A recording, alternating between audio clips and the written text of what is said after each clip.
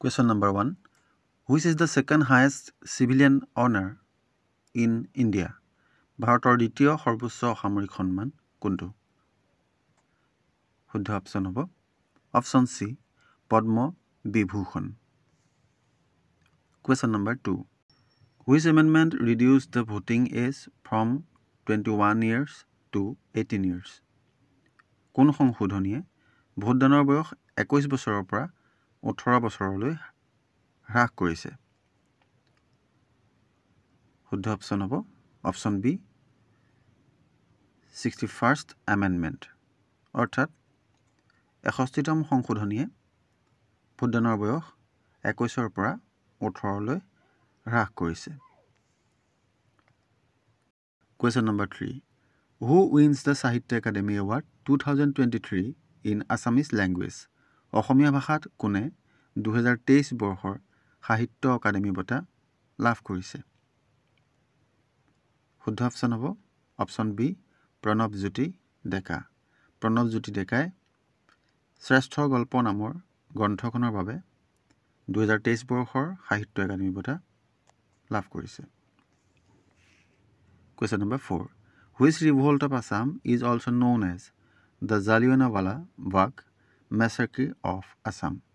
অসমৰ কোনটো বিদ্ৰোহক অসমৰ জালিয়ানৱালা বাগ গণহত্যা বুলিও কোৱা হয়? শুদ্ধ অপশ্যন হ'ব অপশ্যন চি পথৰুঘাটৰ ৰণ। Question number 5. Sangai festival is celebrated in Sangai উৎসৱ উদযাপন কৰা হয়? শুদ্ধ অপশ্যন হ'ব option B Manipur.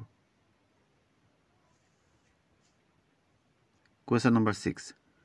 The Treaty of Majuli was signed between মাজুলীৰ সন্ধি কাৰ মাজত স্বাক্ষৰিত হৈছিল?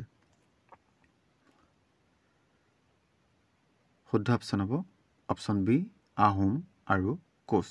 1563 খ্ৰীষ্টাব্দত মাজুলী চুক্তি কোচ ৰজা নৰনাৰায়ণ আৰু আহোম ৰজা সুখাম্ফাৰ মাজত সম্পন্ন হৈছিল। Question number 7. Which country owned the Men's Hockey World Cup 2023? কোনখন দেশে পুৰুষৰ হকী বিশ্বকাপ 2023 জয় কৰিছিল? শুদ্ধ অপশ্যন হ'ব option A Germany. Question number 8. Panchayati Raj system first started in which Indian state? Panchayati raj ব্যৱস্থা প্ৰথমে কোনখন ভাৰতীয় ৰাজ্যত আৰম্ভ হৈছিল? শুদ্ধ অপশ্যন হ'ব option C Rajasthan. Question number 9. Which planet is called evening star? কোনটো গ্ৰহক সন্ধ্যা তৰা বোলা হয়?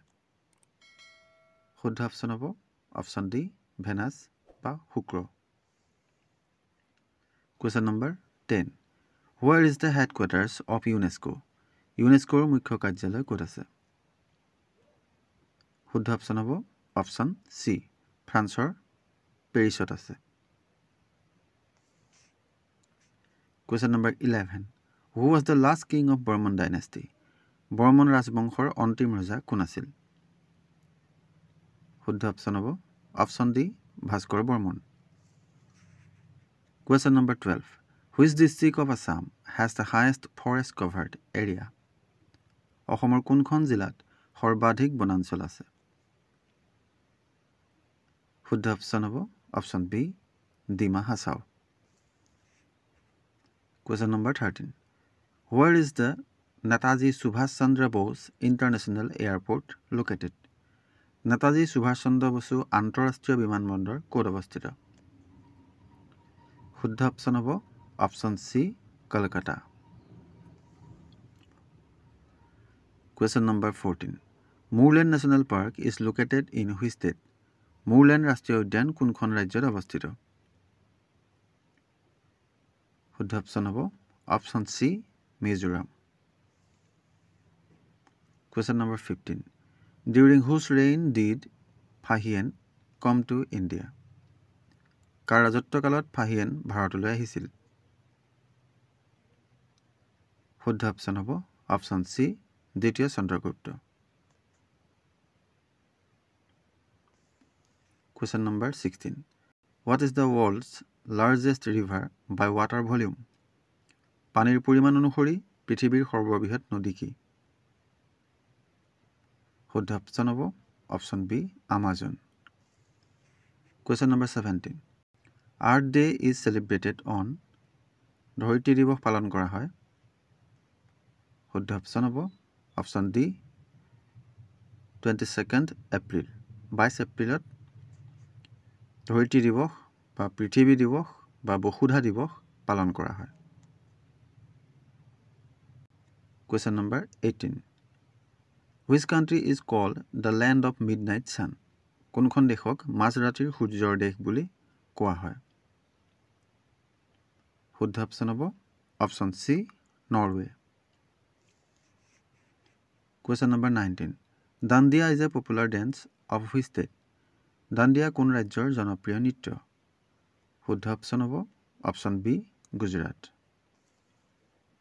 Question number 20 Fort William is situated on the banks of which river? Fort William কোন নদীৰ পাৰত অৱস্থিত? শুদ্ধ অপশ্যন হ'ব option C Hooghly. Question number 21 Mibu Galuk is a traditional attire of which community? Mibu Galuk কোনটো সম্প্ৰদায়ৰ এবিধ পৰম্পৰাগত পোচাক? শুদ্ধ অপশ্যন হ'ব option A Mising. Question number 22 who was the second president of the Assam সাহিত্য সভা? অসম সাহিত্য সভাৰ দ্বিতীয় সভাপতি কোন আছিল? শুদ্ধ অপশ্যন হ'ব option A Chandradhar Barua. Question number 23 what is the national game of England? ইংলেণ্ডৰ ৰাষ্ট্ৰীয় খেল কি? শুদ্ধ অপশ্যন হ'ব option D cricket. Question number 24 who is known as flying Sikh of India? ভাৰতৰ ফ্লাইং শিখ বুলি কাক জনা যায়? শুদ্ধ অপশ্যন হ'ব option C Milkha Singh. Question number 25 Raja Rammohan Roy was the founder of which of the following institutions? Raja Rammohan Roy নিম্নলিখিত কোনটো অনুষ্ঠানৰ প্ৰতিষ্ঠাপক আছিল? শুদ্ধ অপশ্যন হ'ব option C Brahmo Samaj. Question number 26 who is the first recipient of Rajiv Gandhi Khel Ratna award? Rajiv Gandhi Khel ৰত্ন বঁটা প্ৰথম কোনে লাভ কৰিছিল? শুদ্ধ অপশ্যন হ'ব option D Viswanathan Anand. Question number 27 when did the World Health Organization declare COVID-19 as a global epidemic? বিশ্ব স্বাস্থ্য সংস্থাই কেতিয়া COVID-19ক বিশ্বব্যাপক মহামাৰী হিচাপে ঘোষণা কৰিছিল? শুদ্ধ অপশ্যন হ'ব অপশ্যন চি 11 মাৰ্চ 2020।